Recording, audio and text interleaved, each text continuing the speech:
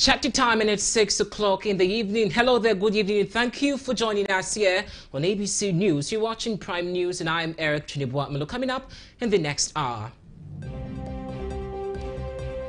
President John Dramani Mahama is set to engage Asantehene Otumfuo II this weekend as part of his ongoing mediation efforts to secure lasting peace in Bawku. And now, as President John Mahama makes 4 key appointments into intelligence agencies, we ask, how can we depolitize Ghana's security architecture when appointments are politically made? We will have a conversation on this issue. Also in the bulletin, the minority in Parliament have accused the chairman of the appointment committee, Bernard Ahiafo, of bias during the recent vetting of 3 ministerial nominees. We will bring you more on this. Later in business, the Chamber of Oil Marketing Companies have warned of an impending fuel shortage due to a suspension of the Gold for Oil program.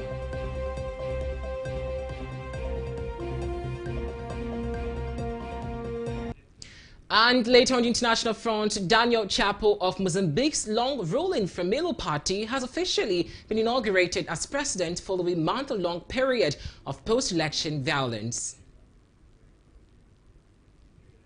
Stay with us, we have details of these and more coming up shortly.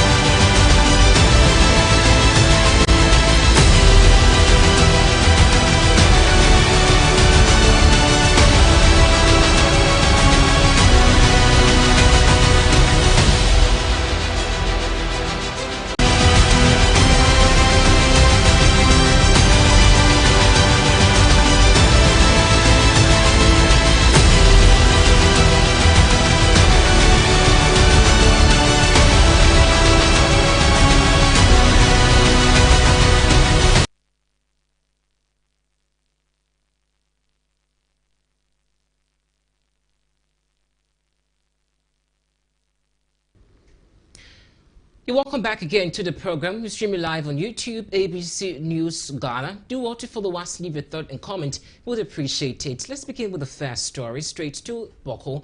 And President John Dramani Mahama is set to visit the Asantehene Otumfuo II this weekend as part of his ongoing mediation efforts to secure lasting peace in Bawku in the Upper East region. President John Dramani Mahama undertook a critical peace-building mission to Bawku and Narigou on Tuesday, January 14. And the visit underscored the president's unwavering commitment to resolving the protracted conflict in Bawku, which has plagued the region for decades. Now, during his visit to the overlord of Mampregu Kingdom, Na Bohagu Mahmi Abdullah Shariga II, President Mahama reiterated his government's dedication to prioritizing peace, and President Mahama emphasized the need to visit the Asantehene Otumfuo II on January 19, since the Asantehene played an essential role in resolving the Dagbon conflict. Appeal to him to exercise restraint and patience, and his subjects to exercise restraint and patience, and trust that we will resolve this matter amicably. Na nero sugu wanchana ma uchana no susi epa hansuguru epunya suguru dana ne epa hansuguru kayare eda damaza atensema na dema na chimma iyel sokanza ne pa suguru hi chanala enyala banyanga mpia bokomo to amana ka amali sugu uchana no suhla suhdrama eto ante sokamza ka karbeni. I'm in the process of forming my government, so I'm just appealing to my father that they should exercise patience while I set up the government. And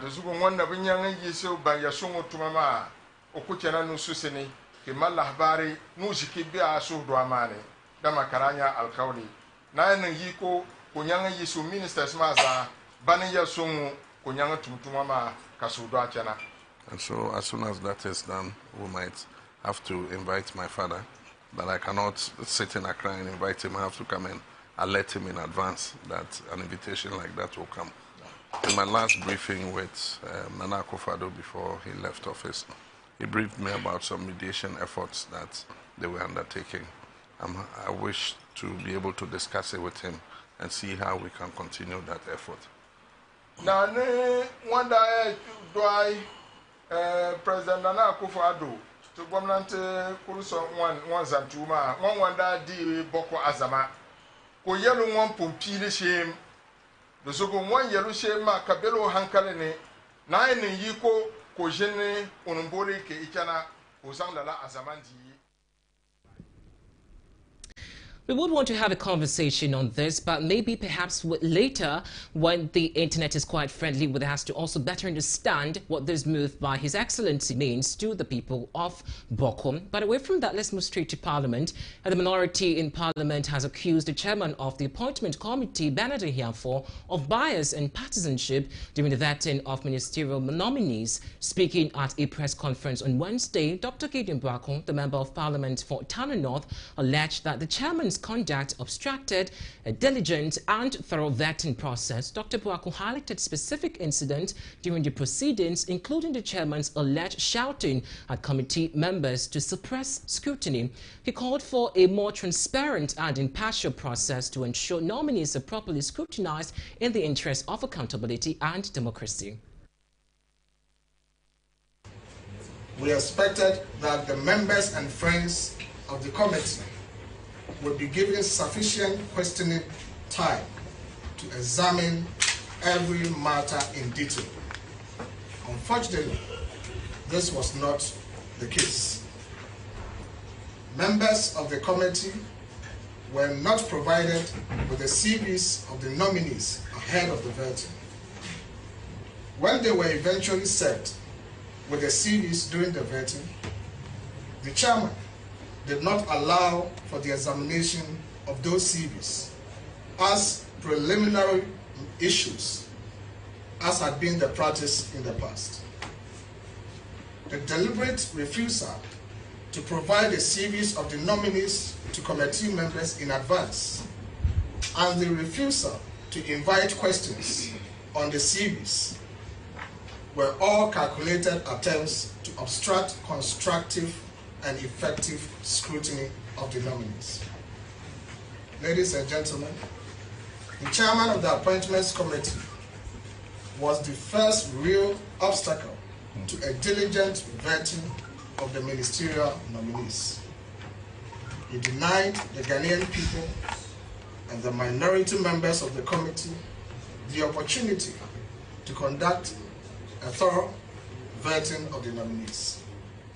He was protective of the nominees.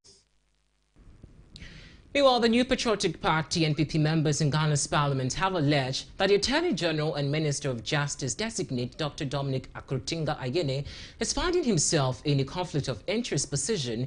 According to the group, Dr. Dominic Ayene's law firm and personally represent companies that have filed arbitration claims about $500 million and the NPP minority accused at the press conference held today, Wednesday, 15 January, of inquiring if Ghanaians can go to sleep believing that their money will be safe and that it will not be stolen through the payment of dubious judgment debt as a country witness in the Wyoming case. Dr. Dominic Ayene, it is clear he finds himself in a conflict of interest position. His law firm and he personally are representing companies that have filed arbitration claims in excess of over $500 million United States dollars. Can Ghanaians go to sleep believing that their money will be safe and that it will not be stolen through payment of dubious judgment debts, as we saw in the case of Wyoming? Ladies and gentlemen of the media, watch the space for GP, GC, and Cassius mining arbitration claims against the government of Ghana. In any serious country, we believe the Attorney General designate would not have accepted the appointment. Mr. Attorney General designate, why the public tribunal? That is a high court not doing right, necessitating the creation of the public tribunal. The last 8 years, through the District Assembly Common Fund, 110 new courts have been created. If it is not about more courts, if it is about more courts, like the NDC should pay more. In any event, the Chief Justice has the power to create more specialized courts, including specialized tribunal, specialized criminal high courts. There is therefore no need for the public tribunal, which is associated with killing. Let's maintain focus on this issue. Meanwhile, the minority in Parliament has vehemently opposed the Attorney General and Minister for Justice nominee Dr. Dominic Akrotinga-Ayene's proposal to reintroducing public tribunals, describing it as an unnecessary and potentially detrimental to Ghana's justice system. During a press conference on Wednesday, January 15, 2025, the minority condemned the idea as a regression of the kangaroo justice system. Dr. Ayene, while appearing before Parliament's Appointment Committee on Monday, January 13, had proposed the establishment of public tribunals in local communities and districts to complement existing regional ones. He argued that these tribunals would offer a more accessible and efficient mechanism for resolving certain types of cases, particularly local dispute and criminal matters.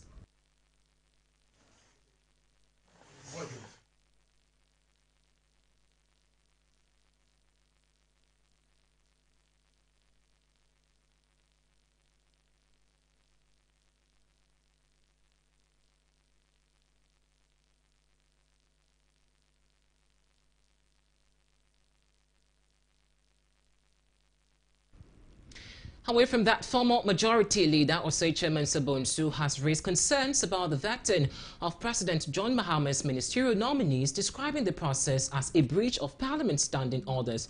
Speaking on an Accra TV-based television station, Wuntumi TV, the former Swami MP criticized the appointment committee's January 13 vetting of Dr. Kessil Atuforsen, the Finance Minister designate, John Jinapo, Energy and Green Transition Minister designate, and Dr. Dominic Ayene, Attorney General and Minister of Justice designate. He argued that the key procedural requirements were not met. According to him, Parliament's standing orders, particularly Order 217, dictates that specific members from subject matter committees must join the appointment committee to vet nominees. However, he noted that some of these committees, such as the Finance, Energy and Constitutional and Legal Affairs Committee, had not been constituted, quoting, "How did they meet to vet the nominees for the Ministry of Finance when the Finance Committee has not been formed?" he said. He also questioned, similarly, for the Attorney General and Energy nominees, the required subject matter committee and the members saying that they were absent, yet the vetting went ahead. Mr. Chairman Sabonsu also criticized the lack of adherence to timelines, emphasizing that nominations are typically advertised for public input with a 2-week window for objection. He questioned the absence of this step, saying, and I quote again, "None of those procedures were followed. It is the case that John Mahama wants to manipulate Parliament," unquote, he said. The former majority leader's comment adds a growing scrutiny of vetting process and that the Mahama administration will call for stricter adherence to Parliament rules.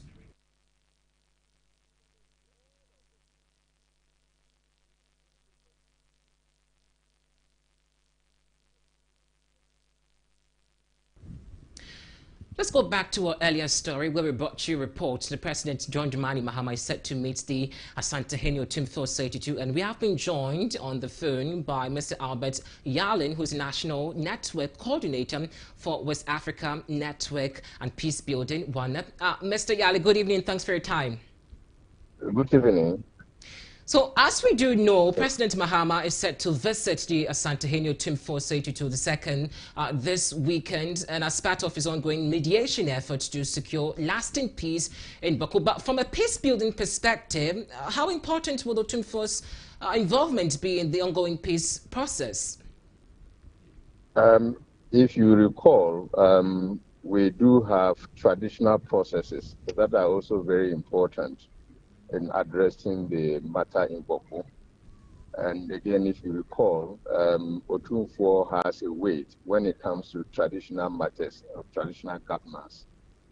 And so you would say that in addressing matters that relate to tradition, traditional leadership, he is somebody that can play a critical role. Now, Otumfuo played a role in the Dagbon conflict in addressing it, and I recall very well right from the beginning, and especially the last lap, where now we eventually resulted into the king being skinned in Dagbon, and there is some kind of stability in the area. So from that experience, I think that if he again is involved together with other prominent leaders, traditional leaders, there can be a pathway towards addressing the Boko conflict. In the past, and on the Dagbon conflict, he did it with the Jagbon Ura and also the Nairi. This one, if it is about the Boko conflict, don't forget that we have the Mapuses, who are also one of the parties of the conflict. Then the Nairi is the head of the Mampubu area, and so there is some kind of relationship. But nevertheless, Otumfuo and the other chiefs can play a key role in addressing the matter. So it will depend on who is on the team that Otumfuo might be leading, and the goodwill and neutrality, impartiality of the team, and as long as there is no reservations about any member being on the Otumfuo-led team, so that may be composed, then I think that there can be a pathway, because peace building, when it comes to mediation, the acceptance of the party is very important.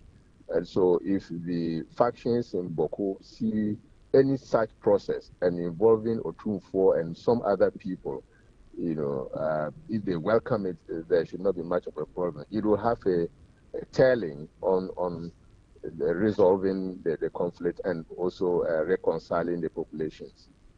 Mr. Yali, just as you mentioned that it depends on who the team is being formed to also help in this mediation, and as you mentioned, Otumfuo plays a critical role in peace building, but considering that Boko has become a very complex history in terms of its ethnic and political tensions, what kind of dialogue platforms would be most effective in bringing all relevant parties, including government and local leaders and society, into meaningful conversations, as you earlier suggested? The conflict has been taken through several legitimate means to addressing it. At this point, I will want to probably not talk about the violence that have been very recurrent in the area and the deaths that have occurred. Some of them, the arrests that ensued following certain incidents.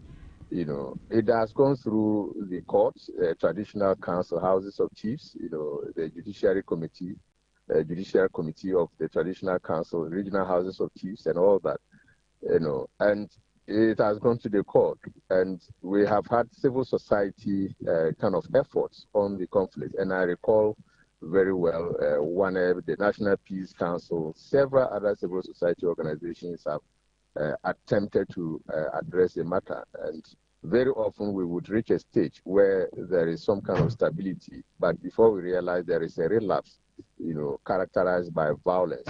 I would think that, yes, we need to adopt several approaches, multiple ones, because at the moment, it is not all the parties who accept the Boko Naba, as the chief of the area.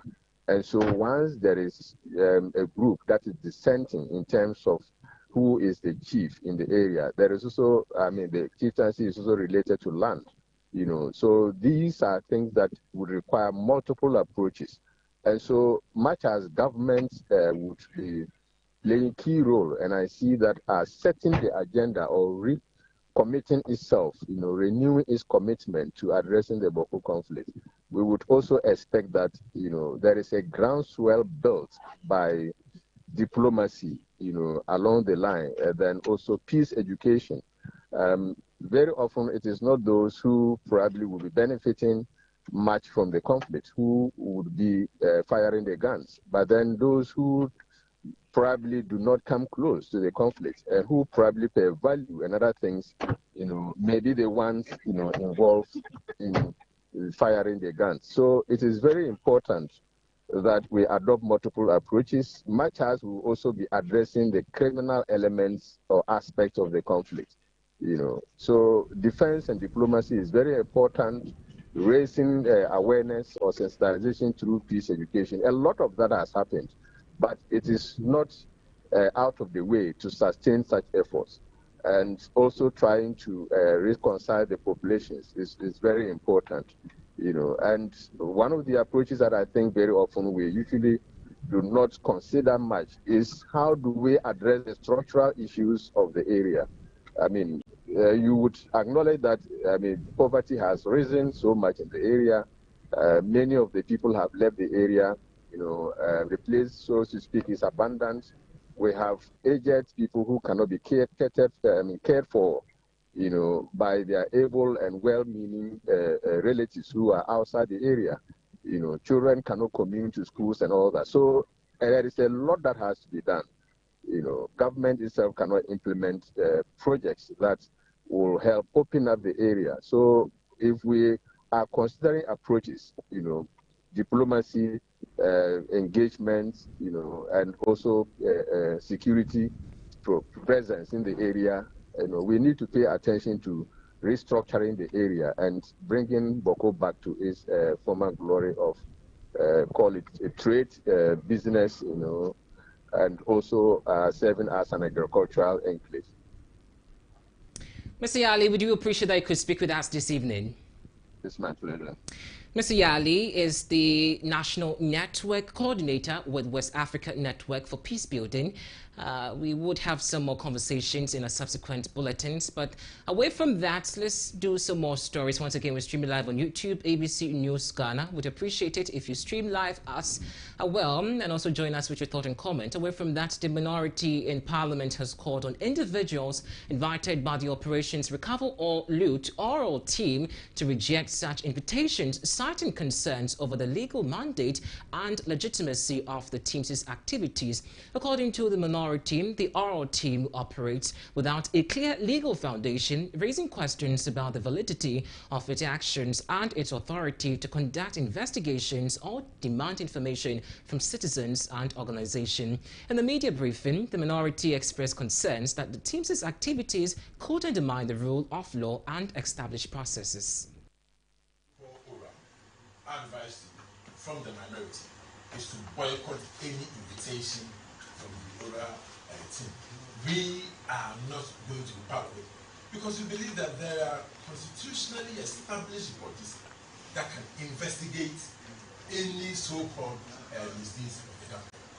What are they doing? What they are doing is to go about disturbing people, entering homes, taking vehicles, seizing vehicles, and more or less taking over lands from people who have genuinely purchased land. What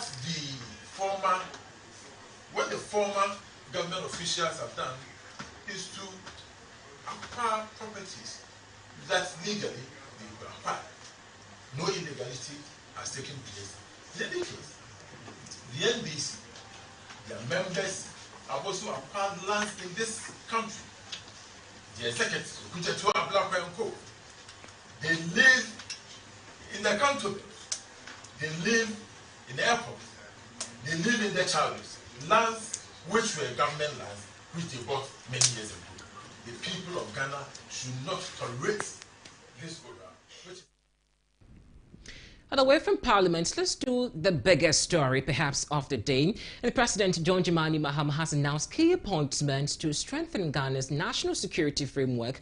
And the appointments, which include the National Security Advisor and Head of Intelligence and Operations, also aims to address ongoing security challenges, including the Boko skin conflict. Prosper Douglas Bani, a former Chief of Staff and Minister for the Interior, has been appointed as National Security Advisor. Mr. Bani is expected to bring his wealth of experience to enhance Ghana's security strategy. DCOP Abdul Osman Razak has been named National Security Coordinator, and his role will focus on ensuring coordinations and cohesion among the various security agencies. Retired Commissioner of Police Nathan Kofi Boakye will now serve as Director of Operations of the Presidency, overseeing operational strategies for enhanced security effectiveness. Additionally, Charles Kipo has been appointed Director General of the National Intelligence Bureau, tasked with strengthening intelligence gathering and security interventions. Now, in a statement signed by acting spokesperson Felix Kwakye Ofosu, the President reiterated his commitments to enhancing national security and ensuring safety of citizens. The President, during his visit to Boko, also hinted at more key appointment in the Defense and Interior Ministries as part of his strategy to tackle security challenges head-on. At the profiles of the various personalities the President has appointed into the national security. So just you see on your screen is profile of DCOP Abdul Osman Razak. Now, he is a distinguished law enforcement officer with a wealth of experience in security management and operations. And in his career, he is very extensive with law enforcement. Has experience over there and has also been with the Ghana Police Service. His background in terms of education, his advanced degree in security studies and public administrations, and in terms of exposure and knowledge in the security service, he's also gained some valuable insight into global security and strategies.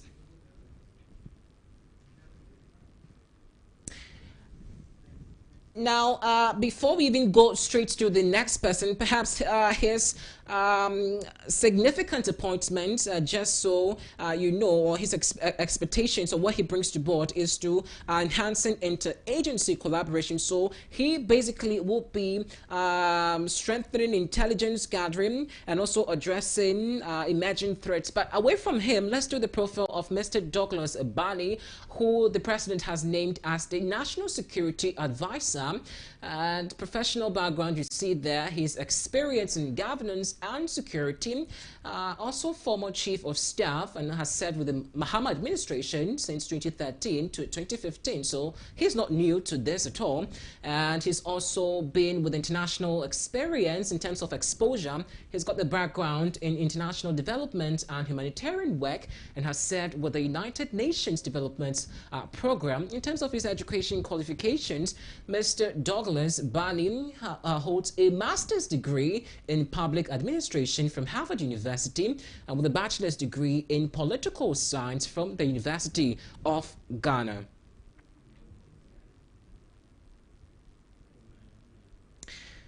Next on your screen, the profile of Charles Kipo, who the President has named as Director General with the National Intelligence Bureau. His professional background, so he is a seasoned security professional with an experience in intelligence and security operations. In terms of his career background, he has an extensive experience in intelligence operations and has also served within the National Intelligence Bureau. In terms of his education qualifications, he holds an advanced degree in security studies and public administration. In terms of his international exposure in this field, he holds a valuable insight into global security practice and strategies as well.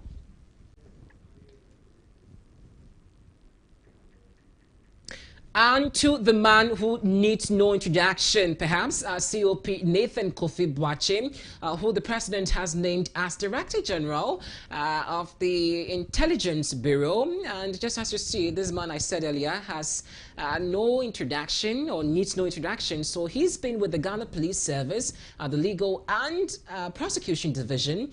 He was the former officer of police in the Ashanti region. Again, he also credited with his high-profile crime-fighting efforts, and he has also led officers from the crowd to apprehend the national armed robber, the notorious, I beg your pardon, the notorious armed robber Ataye, quite very popular over there. So these are the names the president have mentioned, and seems like there have been a lot of conversations about these individuals. Some have said that they are known faces. They've been with this government for his past administration way back in 2013. So what new did they bring to the table? And another conversation, perhaps if we do have a resource person we may be having or engaging him on, is the politicization of our security service. But let's look at the background, not so much of it, but the Office of the Security Intelligence Act, which also provisions are displayed about the Security and Intelligence Agency Act. So just as you see displayed on your screen, the Security and Intelligence Agencies Act 2020, Act 1030. So it talks about the appointment of Directors General of the intelligence agencies, and in that act, Section 15, Clause 1 says the President shall, in accordance with the Article 195 of the Constitution, appoint a Director General as head of each of the intelligence agencies. Again, it says that for a Director General, it shall hold an office on terms and conditions of specified in the letter of appointment, and it specifies its functions and directions of the appointees over there. So for a Director General appointed under the Section 15, it talks about its responsibilities for its efficient and effective performance of the functions of the intelligence agency, of which the Director General is the head. Again, it shall control and administer the intelligence agency ahead of the Director General, subject to the directions given by the President of the Council. Again, it shall pursue and ensure political party neutrality of the intelligence agency in the performance of the functions of the intelligence agency. Again, it talks about the fact that the President shall, in accordance with Article 195 of the Constitution, appoint a National Security Coordinator, and the National Security Coordinator shall hold office on terms and conditions specified in the letter of appointment. So the coordinator shall ensure the timely provisions of effective logistics, skills, and training in support of the national security requirements of the country. Again, the coordination will be of a day-to-day basis, the operational activities of the intelligence agencies and the regional and district security council. It talks about the fact that the coordinate and the implementation of the national security strategies adopted by the Council, including the National Security Strategy, Counter-Terrorism Strategy, and any other related action plans.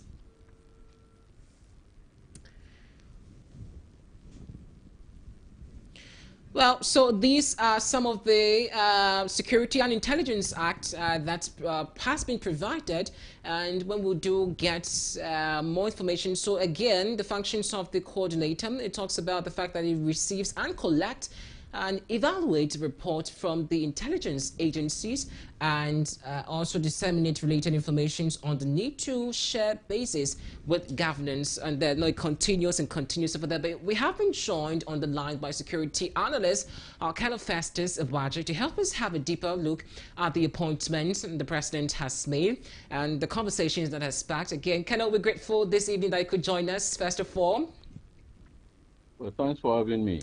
Now, what do you make of these names His Excellency has put out, looking at the various backgrounds? Well, it looks on the surface, it's obviously a civilian police heavy nominations. There's a conspicuous absence of military, if I should put it that way. So in terms of background, that's what I can say for now.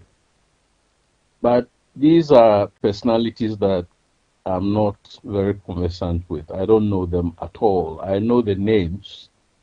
Even DCOP Razak, I've never heard the name before. Honorable Bani, I think he was a former minister. DCOP Kofi Boache was in the news about police activities and so on and so forth. So I cannot, based on their profiles, determine or suggest whether they are competent or not. My assumption is that the appointing authority would have done some due diligence and looked at a number of factors and concluded that these are the persons, one, they can work with or he can work with, and that he has confidence that they will deliver. So let's go with that assumption. And probably more importantly, settle on the functions of national security in terms of coordination and the intelligence, and so on and so forth. The reality is that in every country, in every jurisdiction, there are a number of security and intelligence agencies. So we know that in Ghana, we always talk about the police, we talk about the military.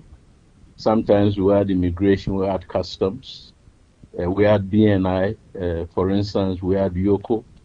We also mentioned the Financial Intelligence Center. And then you have the OSB, who does a bit of investigations. Then we have this National Security Ministry, coordinator, advisory, whatever. So because of the plethora of institutions that engage in these critical activities, you need a body or a forum where you coordinate all the information that have been gathered by these agencies. And that is precisely the function of the National Security Coordinators Outfit. Now, whether it is a National Security Coordinators Outfit or a National Security Ministry, as has been the case over the past 8 years, that probably is not the issue that we should be talking about. What does appear is that this current government, this current president, is downgrading the ministry to the office of the coordinator. So that's one thing that we need to bear in mind. Colonel, you touched on the fact that they have perhaps there should have been some due diligence done. Walk us through that. You talk about what exactly due diligence should have been done, considering the fact that these individuals, as we all do know, play quite a pivotal role in terms of security. So help us understand the fact of, if I'm supposed to put it, the lack of due diligence on the part of the selection. First of all, I didn't say there should have been. All right. My assumption is that the appointing authority has done due diligence and done all the background checks and looked at a range of factors. For instance, we're talking about intelligence. And intelligence expertise, it's a process.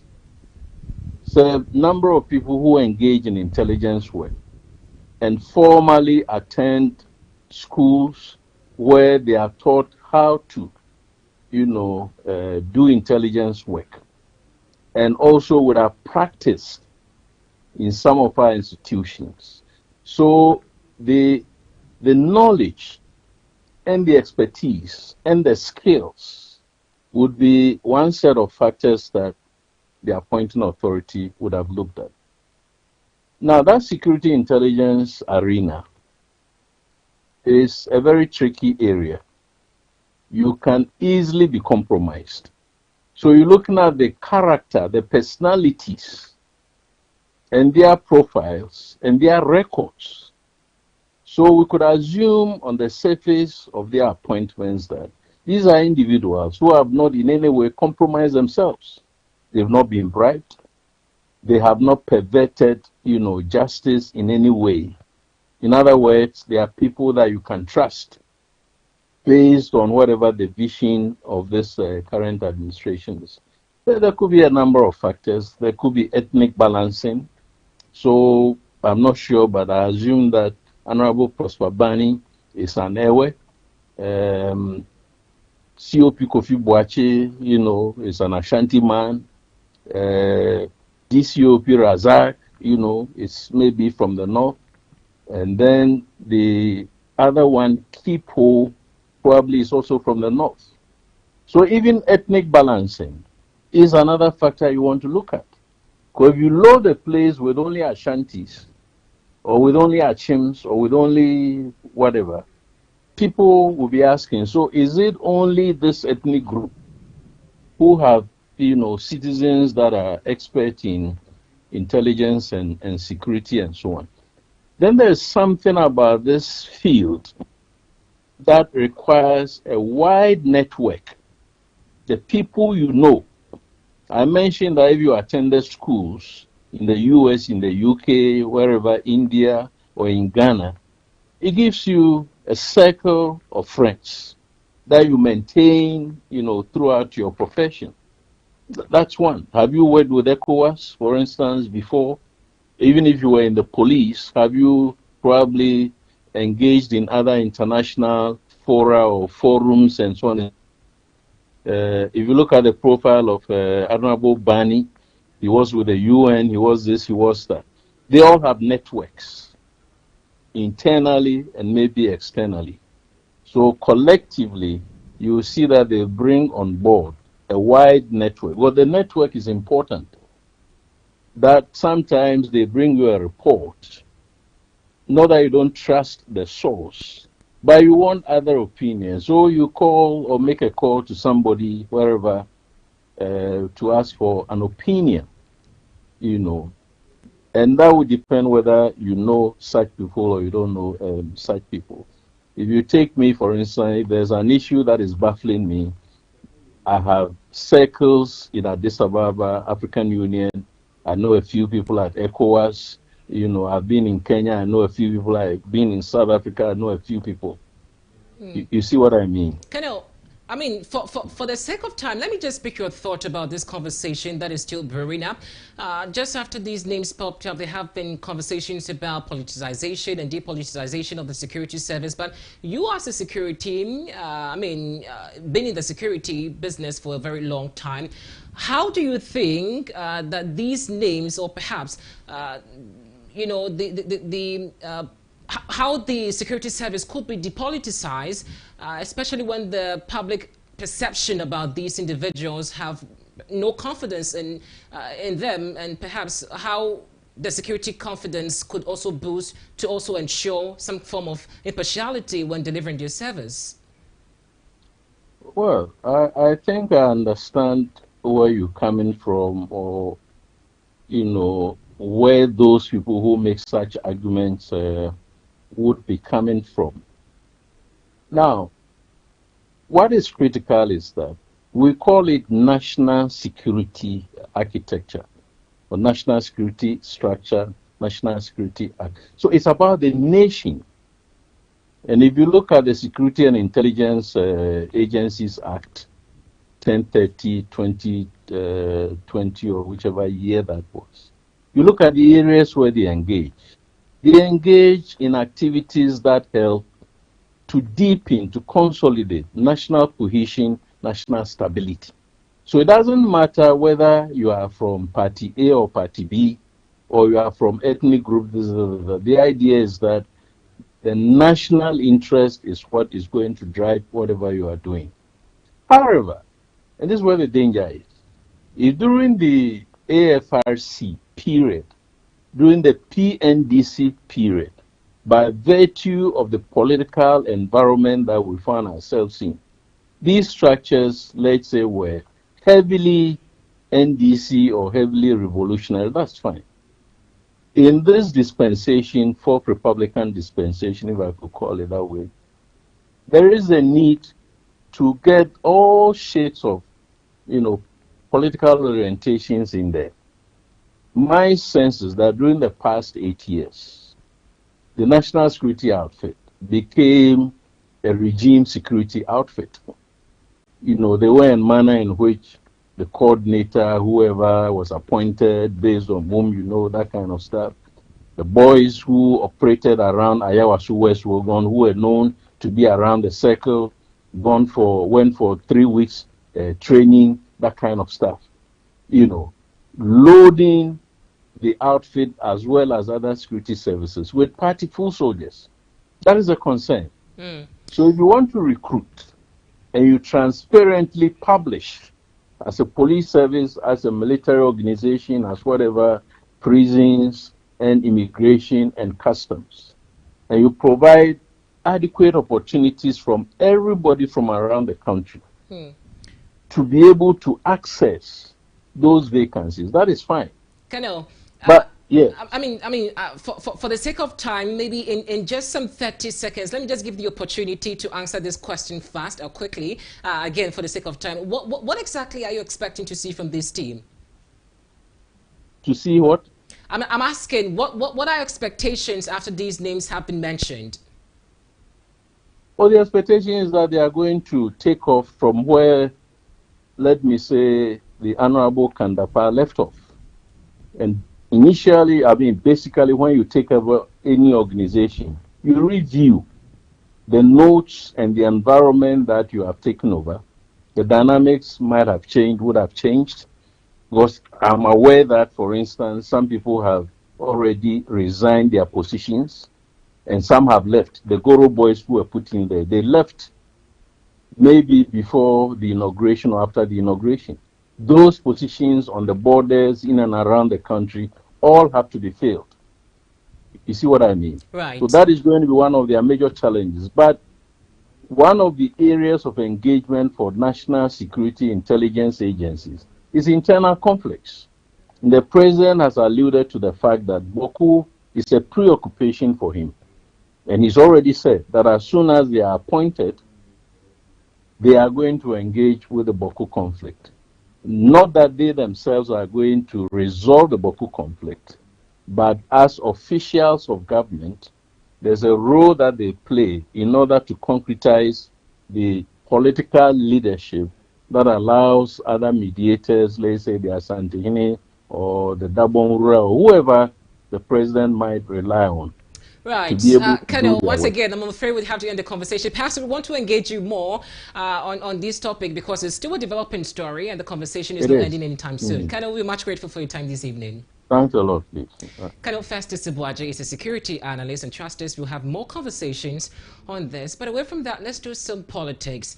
And the National Democratic Congress, NDC, has filed a legal challenge against the results declared for the Obuasi East, Ahafo North and Ahafo Southwest parliamentary election. The NDC's application seeks to overturn the declarations made by the Electoral Commission concerning the Obuasi East, Ahafo North and Ahafo Southwest constituencies.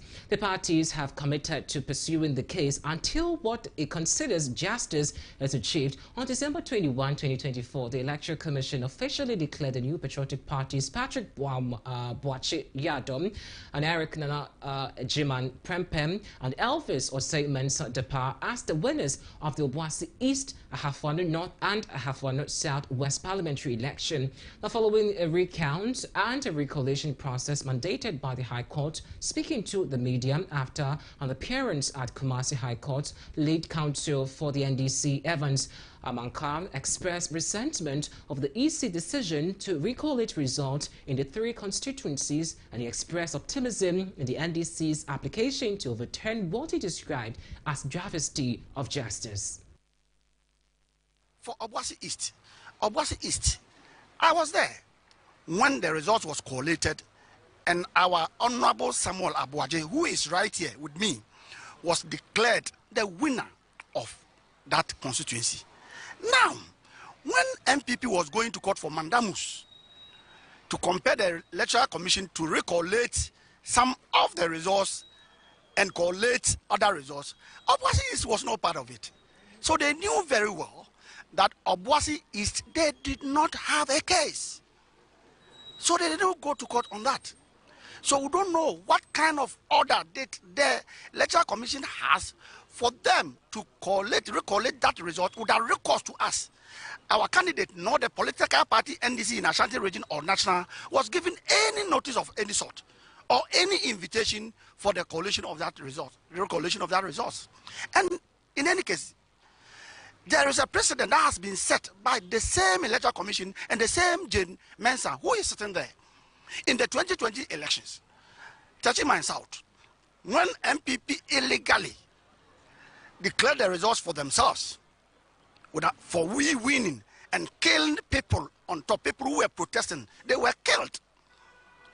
When we wrote a petition through our then majority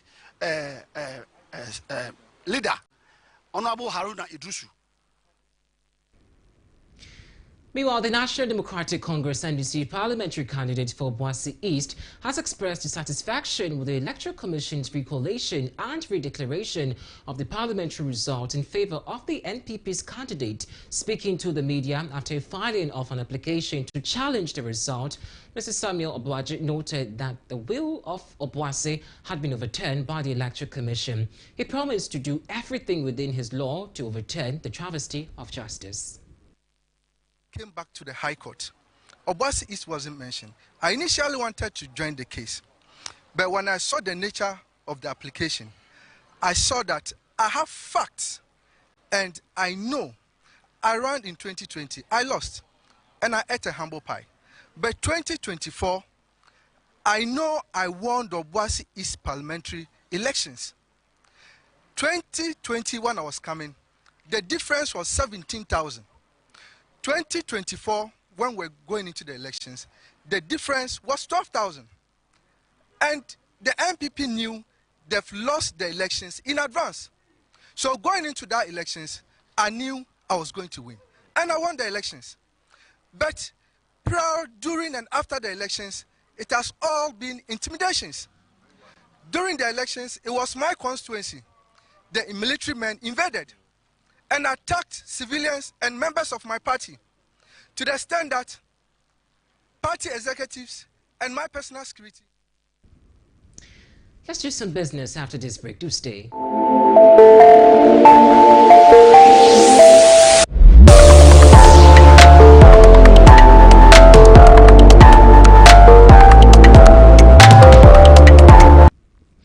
And in business, the Chamber of Oil Marketing Companies, OMC, is warned of looming fuel shortages and is warned of a potential fuel shortage in the coming days. The Chamber attributes his looming crisis of a suspension of the Gold for Oil program and the operational halt of the Central Oil's refeeding activities. The Gold for Oil program implemented by the Akufo-Addo administration allowed Ghana to purchase oil with gold, mitigating the impact of foreign exchange fluctuations. However, the suspension of this program has disrupted the supply chain, leaving the country more vulnerable to global oil price shocks. Speaking on the issue, Dr. Reverson Opon, the Chief Executive Officer of the Chamber, urged the government to take swift and decisive action to avert the anticipated shortage. A further added that the operational halt at the Central Oil refinery has further exacerbated the situation. According to the CEO of the Chamber, this refinery played a crucial role in domestic oil production and processing, and its shutdown has significantly reduced local refinery capacity. Dr. Opon emphasized the impact of these factors on availability of petrol in the market.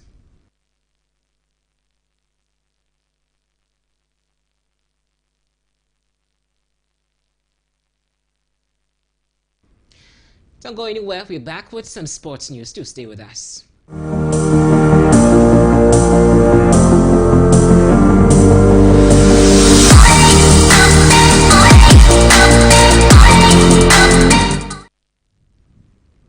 And in sports, the Ghana Football Association has appointed Kim Las Bojankirin as the new head coach of Ghana's senior national women's team, and the Black Queens, the former racing FC coach takes over from Nora Hopto, who joined Zambia after the contract expired on December 31, 2024. Bojakin will be assisted by coaches Charles Sampson and Anita Wedu. The new coaching staff will work with Kate Boachin Ajiman and Asianum Abubakar as team doctor and nurse respectively. Now, Margaret Foley has been appointed as the team's physiotherapist, and Drusilia Arthur will serve as the welfare manager, while Patience Nana A. Kwashim and Ghana football legend Ajo Bayo have been named equipment officers for the team. According to the statement posted by the GFA, they are confident that Bojo Green and his technical team will bring the necessary expertise and experience to lead the Black Queens to success in upcoming international competitions. The Black Queens are in Group C for the 2024 Women's AFCON alongside Mali, Tanzania and defending champion South Africa. The team will be hoping to go 2 steps further and better their performance in 2016 when they finish as second runner-ups.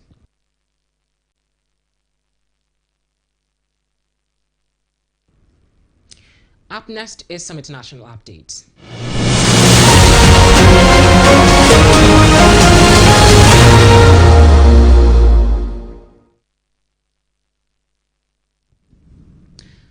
Daniel Chapo of Mozambique's long-ruling Frelimo party was inaugurated as president at a ceremony in the capital on Wednesday. Chapo succeeds Felipe Nyusi, who served the maximum 2 terms. The inauguration followed an October election decried as rigged by opposition parties and after a month of violent protests against the vote result.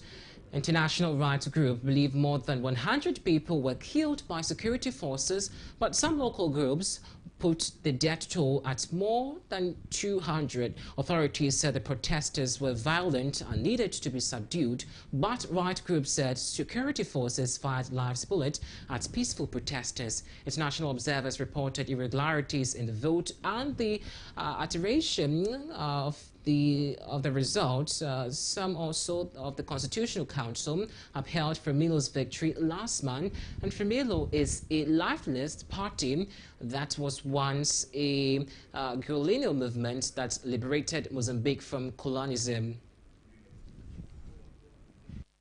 It has often been accused of rigging elections since the nation's first democratic vote in 1994. The election followed a bloody 15-year-old civil war. Frelimo fought after independence against rebel group Renamo, which is now an opposition party. The street protests revoked several major cities since October.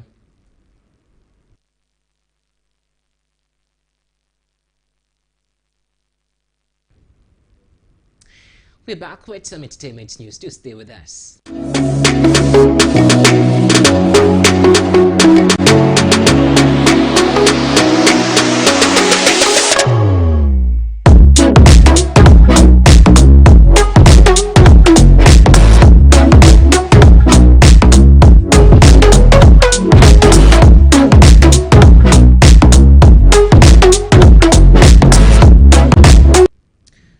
Renowned Kenyan journalist Kofi Aduma Wawani is receiving urgent medical treatment in Dubai to restore sight in one of his eyes. This follows an accidental shooting incident at the funeral in Doma in the Bono region last week. According to widespread reports, the accident occurred during the firing of mastery by some chiefs at the traditional event when Kofi Aduma was repositioning himself until gunpowder from one of the guns which had just been fired struck his face. The incident caused severe injury to one of his eyes, leaving him unable to see. The journalist's other eye was also affected, resulting in blurry vision. Initial medical attention was provided in Ghana before his transfer to Dubai for specialized treatment.